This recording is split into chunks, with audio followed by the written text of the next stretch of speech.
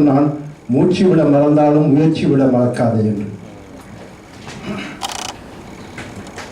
கவிநூல் மழையை களிப்புடன் தந்து புவிமேல் தமிழ்த்தேர் புறப்பட வைக்கும் பதிப்பகம் செய்யும் பணியிலும் பண்பின் மதிப்பில் அழைத்தேன் வா.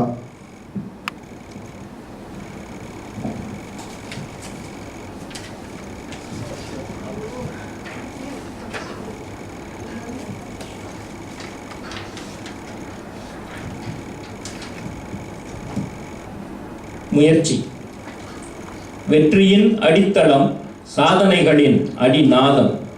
முயற்சியின்றி நிகழ்வது ஏதுமில்லை, முயற்சியின் பலனுக்கு எல்லை இல்லை. முறையான பயிற்சியால் பலம் கூடலாம், முடிவில்லா முயற்சியால் வெற்றி வந்து சேரலாம். பாரில் நிகழும் அனைத்திலுமே முயற்சியின் பங்கு மறைந்திருக்கும்.